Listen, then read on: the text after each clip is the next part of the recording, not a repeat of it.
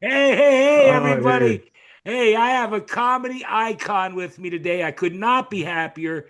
Greg Morton is here. Greg, how are you, my friend?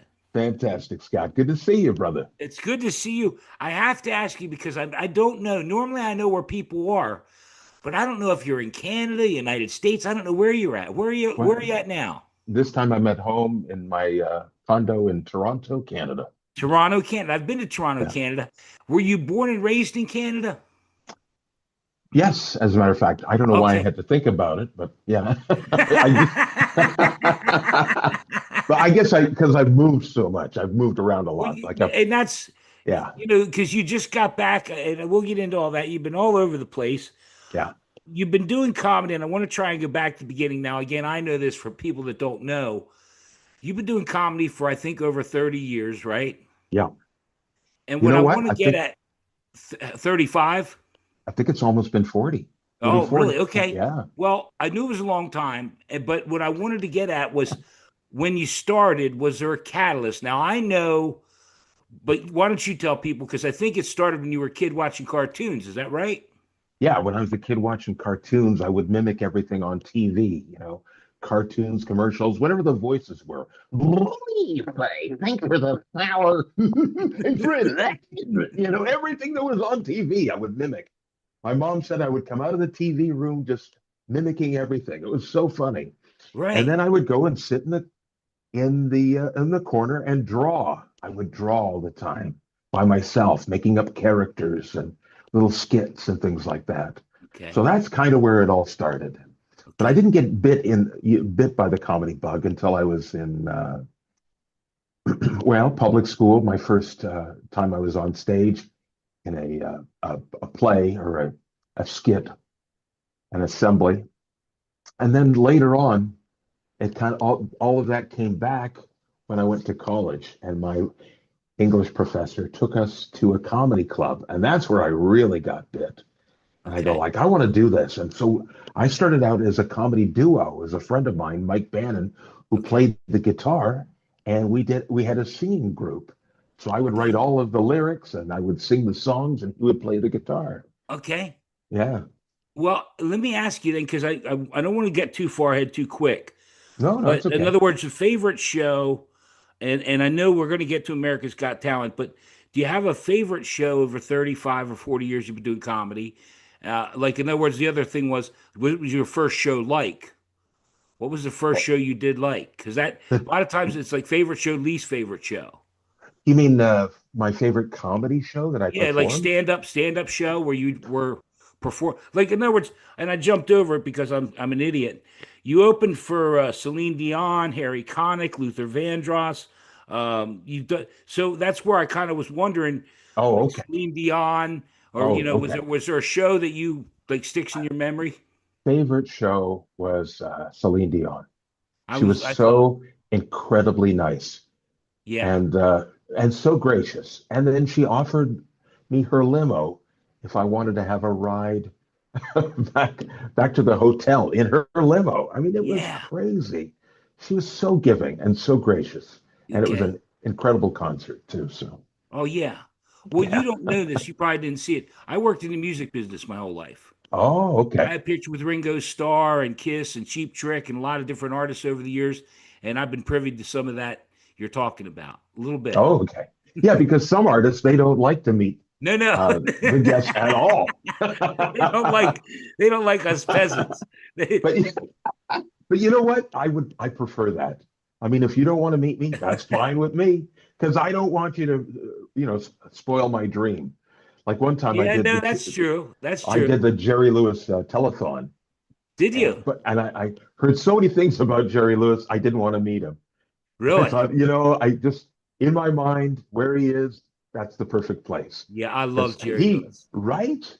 Yeah, I loved it. I mean, I grew up on those movies. Yeah, yeah. Well, and you mentioning that about Celine Dion. George Wallace was one, and he stayed with Tom Jones for 5 years. Wow. And he talked about that where he didn't have to pick up his bags. Tom Jones took care of him. Which everything was, top shelf. Some artists are like that. and they get it. Yeah, no, I And get it. other artists, they're in their own head, I guess. They're in their own world, right? Billy Gibbons from ZZ Top. That was what. Just, he didn't actually shake anyone's hand. You could just touch him as he went by. What a privilege! What a privilege, Billy. That boy was full of attitude. Do you have a least favorite show that you want to talk about real quick? uh, Maybe when you first started out, or one that didn't go so good? oh yeah, okay. Well, the Because first I'm an time I idiot. I the love the dirt, the train wrecks. the first time I did comedy was great. I killed. Then the second time, of course, I brought all my friends. I said, "Yeah, come on out, and I'm doing great." And I bombed my ass off. It was so bad. I mean, people were coming up to me like it was a funeral afterwards, giving me their condolences. Well, it's okay. I thought you were funny. Yeah. I thought you were funny, right? Yeah, yeah, yeah. Okay. Okay, here's a good story. All right. I had a great, I had this show, and it was somewhere in the prairies. I think it was Alberta, and it was an old bar, and just really rough, kind of like Blues Brothers, chicken wire, kind of in front, you know. And we get up, I get there, and the manager comes up to me and he says, "Okay, I got a microphone for you. It's a cordless microphone." He says, "Do you know how much these things cost?" I go, "Yeah, they're about $1,000." He says, "Okay, so Oh don't no. break the microphone, please. Oh The no. comedian that was here last week broke the microphone. This is a loaner from another bar. So please, whatever you do, don't break the microphone." Okay, I Okay. got it. I got it. So I start doing my skit. Nobody's listening, like nobody. So I go, okay, I'm going to do some crowd work. So I look at this guy and I go, wow, you look like the lead singer from the Spin Doctors. Well, he didn't take that as a compliment. And his hand came up and Oh he, no. like this, he grabs me and his hat, the brim of his baseball cap, starts digging into my forehead. And he Oh says, no. if you don't go back to your little skit, I'm going to take that microphone and shove it up your ass. Wow. Then, as he's saying that, he takes his hand and he grips the top of the microphone and he twists it off. Oh And you no. can, yes, yes, and you can hear the crunch. You can hear the crunch. And the head is just dangling by about two or three wires, you know. And I do a Bugs Bunny, and I hold up the microphone and I go, "Oh, Mr. Manager." The next thing I Wow. know, I'm in a fight. I didn't start it. I go like, well, I got to defend myself, and I don't know how to fight. So I start doing the windmill. Two of the biggest bouncers I've ever seen come over to me. They grab me. They go, "Settle down, settle down." I go, "Okay, okay." I don't know if you've noticed, but it's not me. It's that guy. It took like five guys to tackle this guy. They pin him to the ground. They call the police. The police come. They take him out. The air clears. I still have to do my show, but there's no microphone. So I have to go and do my whole set from the DJ booth with those little gooseneck microphones. I have to do, and the only time they would laugh is when I talked about getting my ass kicked. And all it was the Yeah, spin doctors. All you yeah, did was that's all call it was. wow. That's all it The was. spin doctors caused all that. Well, So let's go on I because got my half hour finish and I got the heck out of there, man. let's go on to happier times because I told you before we started recording. No, you were semifinalist on America's Got Talent, Yeah, and I love Howie Mandel and me too. Me too. How he called you a one man variety show. Yeah. And I Well, saw a that thing recently, 6 months or so ago on YouTube, where you described yourself as a one man variety show. yes.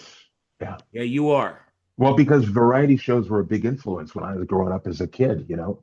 When I was Yeah, a little kid, the Ed Sullivan Show, the yeah, Carol Burnett Show, the Flip Wilson Show, yeah, the Smothers Brothers Show, yeah. Sonny and Cher. You're exactly Everybody right. had one. Everybody had a variety show back then. Yeah. And that's how you got to see all the latest groups and you got to and the old favorites. I mean, everybody came on that show, Well, right? and you're right. They had a little bit of comedy, then they had some music, then another Yeah. skit, and then something else, improv, and Yeah. before you know it, the half hour was up. And then afterwards, when I watched the show, I would go outside and I'd meet my neighbor. She lived next door. She was about 2 years younger than I. Her name was Lisa, and we did skits on the front porch. And then her parents would watch us, Okay. and we would perform the skits that we saw, or we'd Well, make something up. Yeah. and I jumped over it because, and I didn't know it till I watch a lot of stuff before I have somebody on. But there's a story about America's Got Talent that you also got a call from another Got Talent the same day, right? Or something like that. It was the same week. It was Same week. Britain's Got Talent, Yeah. and I was thinking to myself, how am I going to do both of these shows? First of all, how am I going to get over there? I thought I would have to get myself over there. I didn't realize Okay. how it works. They pay for all of your travel and they put you up and everything, and it's first class. I mean, at first, So just because I it, don't it kind know, of it kind of ramps up like the you, further you you get ended into up the doing show. both of Yeah. them. You ended up No, doing no, both. no, no. It ended up Just did being America's America's Got Got Talent. Talent. Yeah, Okay. yeah, yeah. And tell the people about that because man, and just so everyone knows, I'm going to put the links to your Facebook, your Instagram, your TikTok, your Okay. YouTube, everything, so people can watch because that performance is amazing. Well, that ended up being one of my favorite experiences in my career. I mean, it Yeah. was mind blowing. And the first place we did it, where was it? Palisades? I can't remember off the top of my head. Beautiful theater, anyway, Right. and really intimate. And I just thought, well, I got to go for it. This is it. Yeah. I'm not going to self sabotage this time. Yeah. I'm just going to throw myself in like I'm throwing myself into the deep end of a pool. Yeah. And the whole time, we're leading up to this. They do interviews, and they're creating their story as you tell them all about yourself and how you got started and that sort of thing. They interview you. So we hang out a lot backstage. And there was this Yeah. one woman, and she was incredibly talented. She was a singer, and she used to sing on the microphone at the gates at the airport. Okay. Yeah, so she was a gate attendant, and she would sing, and I thought, wow, this is a great hook. So her and I are going through the same process at the same time. I got to meet her family and everything. Then boom, we're next thing you know, we're backstage. And I go, well, here it is. And she starts freaking out. She looked through the curtain. She goes, oh my God, look at all those people.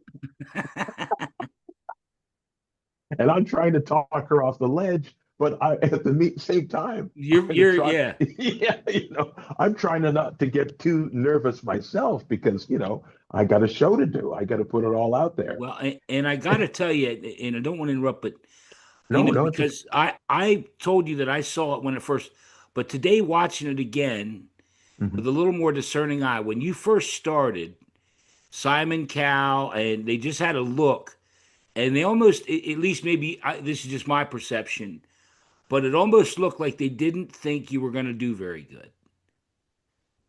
Yeah, yeah. I mean, that Well, was just kind of what I took, especially Simon. He just kind of sat there like, okay, go ahead. And man, I got to tell you, because, and I'm jumping ahead here a little bit, you love everything Star Wars.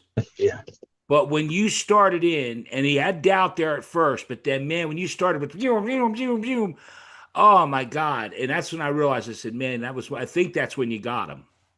yeah, Would you agree with that? yeah. Oh, for sure, for sure. Well, I when I I didn't watch mean it. to do all your bits, by the way. I'm sorry. I just did. I just did.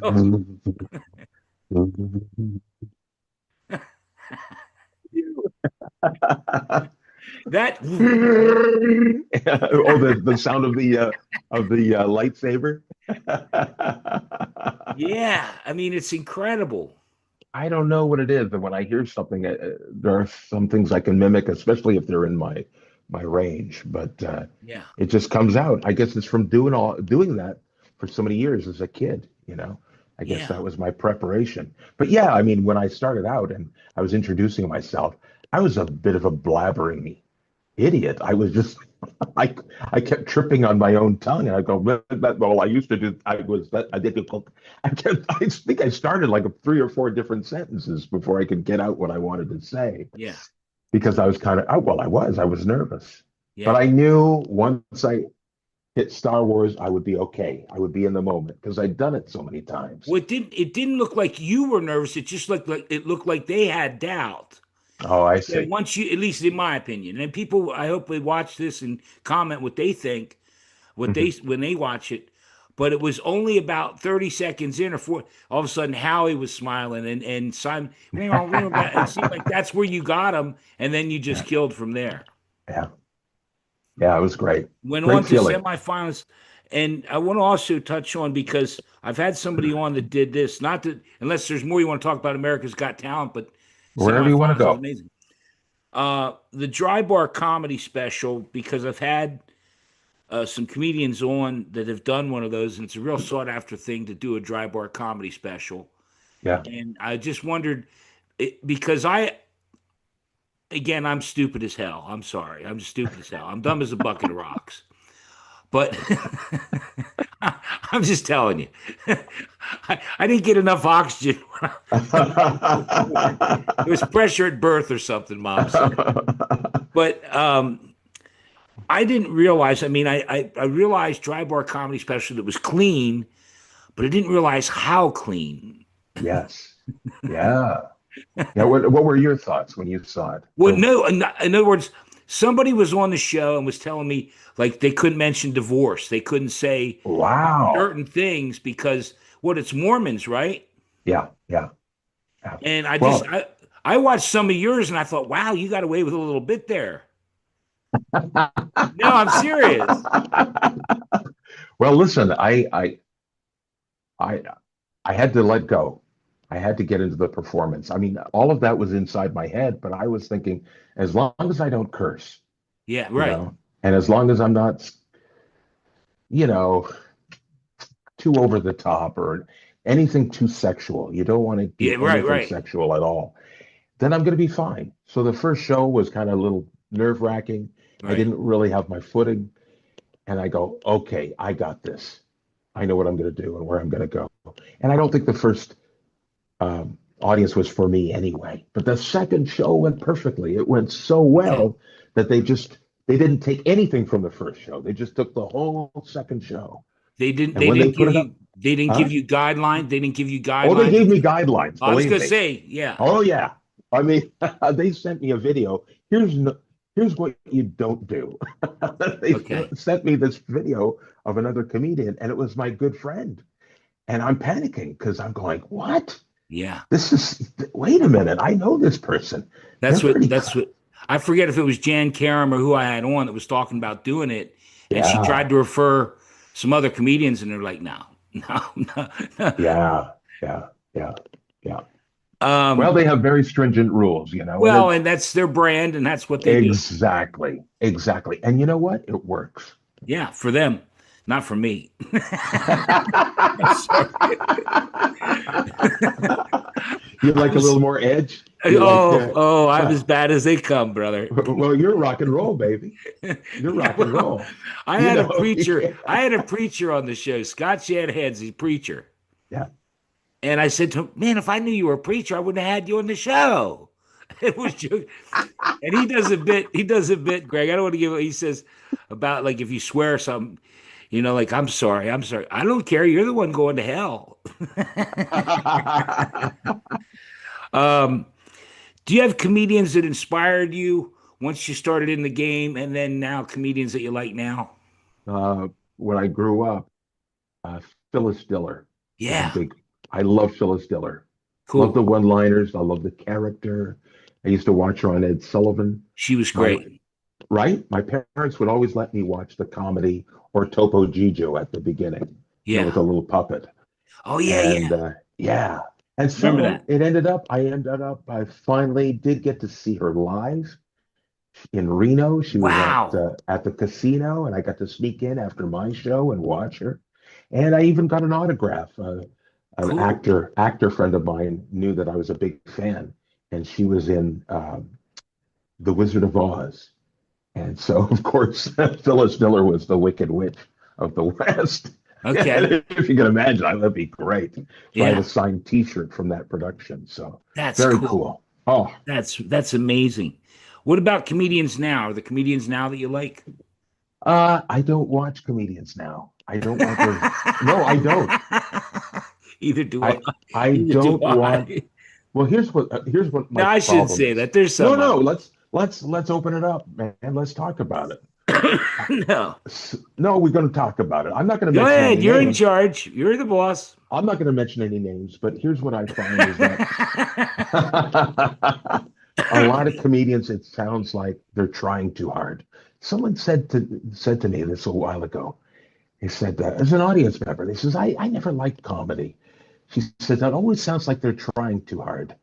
I go, what does that mean? And then I started listening and I go, yeah, it does. And it sounds like they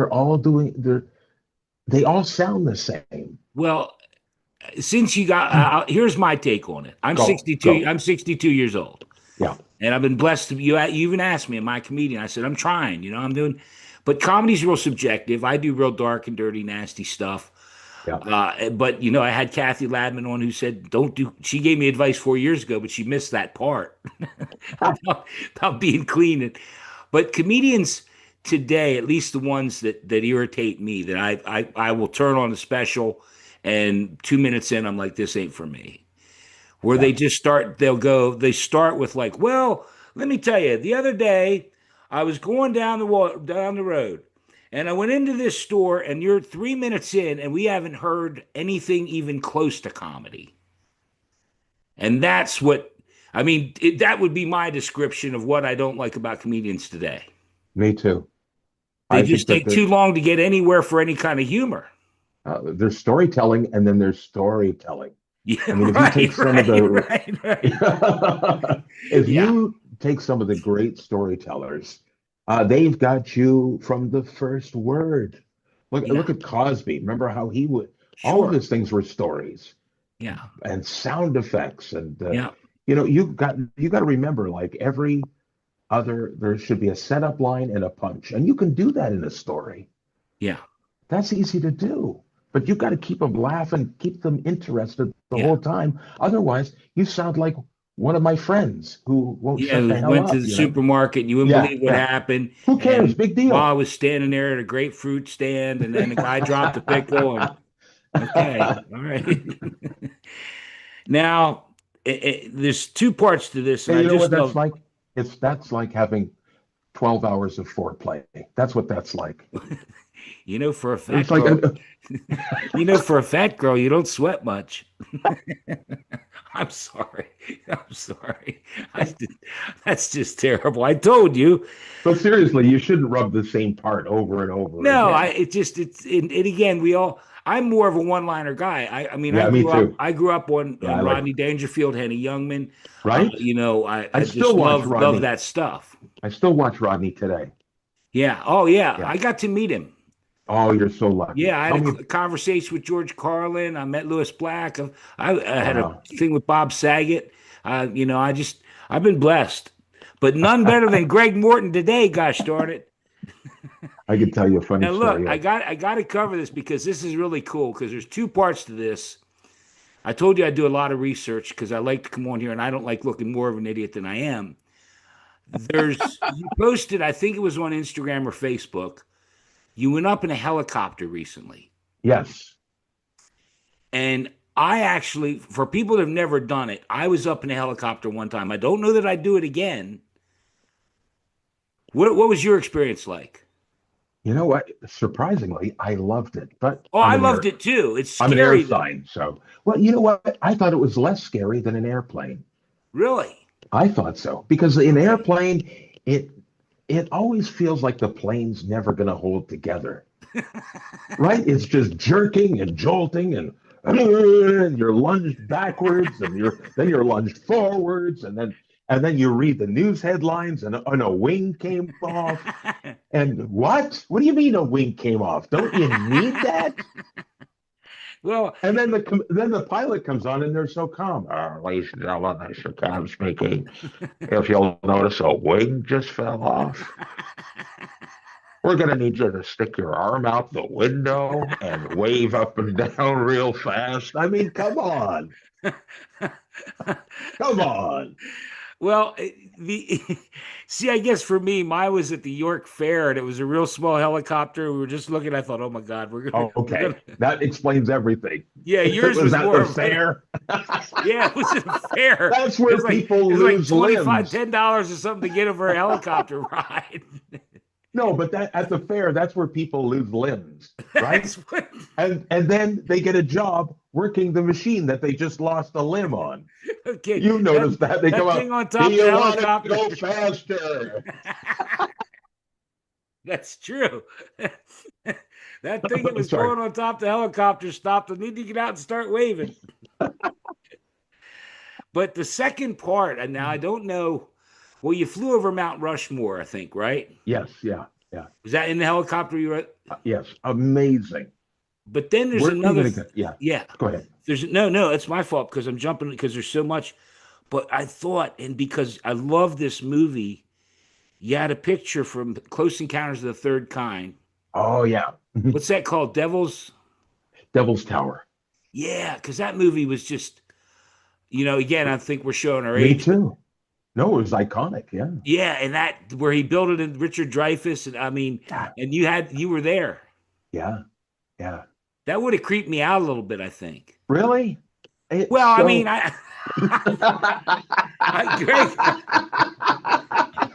I've smoked a lot of pot. I drank a lot of beers. I've done a lot of stuff. I think I'd probably like if you and I were together, I'd be like, Greg, why don't you go check it out? Go check it out. Let me know everything's cool, and I'll come with you. I'll come back up. that's something I've never thought of, to smoke a joint and then go see the Yeah, Devil's Tower. well, Whoa.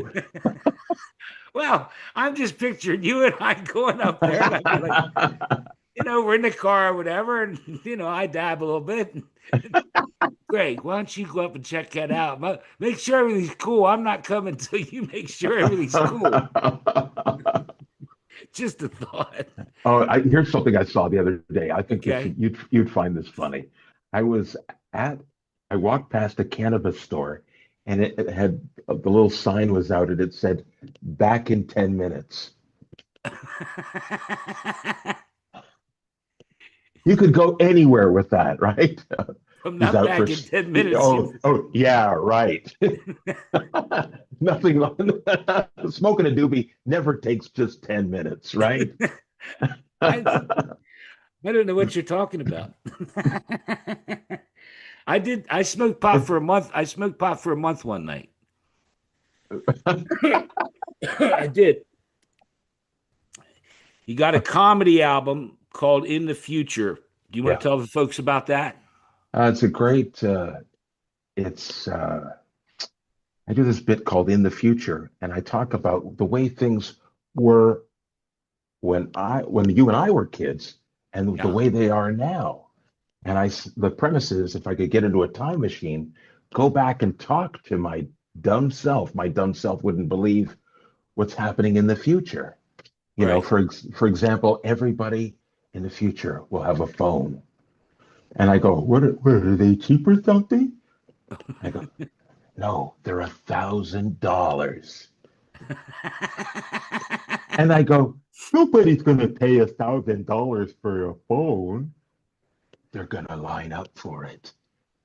What are they going to do with $1,000 phone? They're going to take pictures of themselves It's and their killer. food. Yeah, yeah. So the whole Yeah. thing goes like that, going through different things that are really popular. Or here's Go ahead and do another yeah. section if you Oh, want. here's another one. Here's another one. In the future, a robot will vacuum your home. Oh, does it work? No, but it will chip all the paint off all the baseboards in your house. So the whole thing is just little skits like that. Just My yeah. my boss had bought one of those Yeah. Roombas or whatever. He paid a lot of money for it. He Uh-huh. got it home, and all it did was smear the cat. He's brought it back. That's Doesn't even seem like it's funnier. for me. Um, I do want to take a second because it's important. Dr. K, I had him on the show. Kelly Flanagan, I believe, but he goes by Dr. K. I had Yeah. him on the show probably 9, 10 months ago or more. Yeah. And he told a great story about you and how you helped him out. You were one of the first guys to help him out or whatever. At least all I know is that he told me I should get you on I the show. I think he still owes me money. Well, and and, No. and I got to say, it only took me 9 months, but here you are. what What I found what out did from he that, say? What did he say? what I found out from that, you have to watch. Go back and watch. Oh, okay. I will. I will. I And will. he's a great guy. I'll He's tell a you that great guy. I love that guy. that guy does one-liners almost like Geechee guy. You ever see Geechee Right? guy? Yeah. I've worked with Man, him. Yeah. he rolled one-liners, and he had me in Yeah. hysterics. But Yeah. what I found out from that was, he said, "Get my buddy Greg Morton on. He helped me out. He's a supporter of mine." So I immediately added you up on Instagram and started sending you messages and sending you messages and sending you messages. And I realized by your help that unless that person follows you, they'll never see those messages. And you are basically pissing in the wind. And I don't know how we ended up getting together, but I'm so thankful for it. Through Kelly. Yeah. Yeah, well, he said, Yeah. "Hey, Greg wants to do the show." I thought, it's been who, when, how? Yeah. It took him to reach out to me. I Yeah. appreciate it. I Yeah. appreciate it. But thank you. Yeah. Yeah. I'm enjoying it. Well, Thank I you. hope so. Well, look, we don't have a lot of time left, but I want to make sure anything else you got coming up, and then you say you got a little comedy minute for me. You got a little something special? Yeah.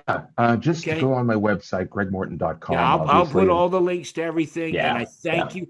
And I'll tell you what, if you're having a good time or had a good time, come back again. I agree. When I agree. because I've enjoyed your company and we really shared a lot of stuff. Yeah. What was your experience like when you started out comedy wise? Well, I don't know if I told you this. I got fired from my job. I worked in the What? music business my whole life. Okay. Gotcha. Okay, I work all. Yeah. You go to my Facebook, see the pictures of all the stars I've been with, all this stuff. Mhm. I was semi-retired, still selling stuff from the music business days, and I decided to take a part-time job at Lowe's, and I got fired from Lowe's for telling jokes. And that's when I said to myself, "Self, it's time. Yeah. I've thought I've been funny my whole life.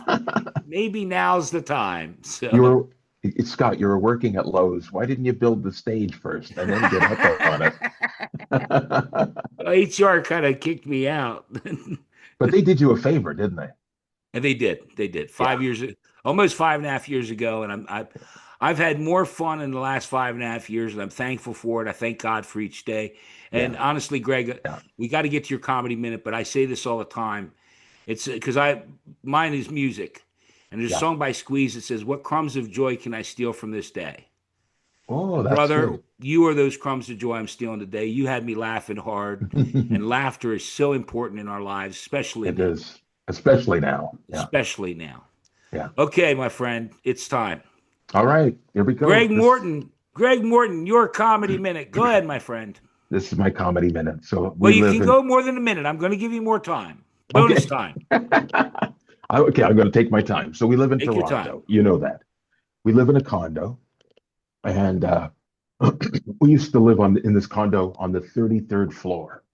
And my favorite thing to do is I'd just sit there and I'd look at my view and drink a cup of coffee. But it's not my coffee, it's my wife's coffee, right? Okay. She loves Starbucks.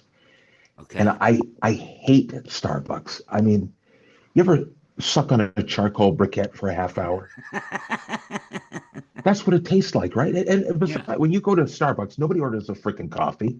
Can I get a frappalappa cappuccino? And I'll have an pumpkin spice Ariana Grande, and I'll have a mocha chocolate, yeah, yeah. Dairy Queen's down the street, bitch. You're waiting 20 minutes for these people to get these milkshakes. So anyway, this is it.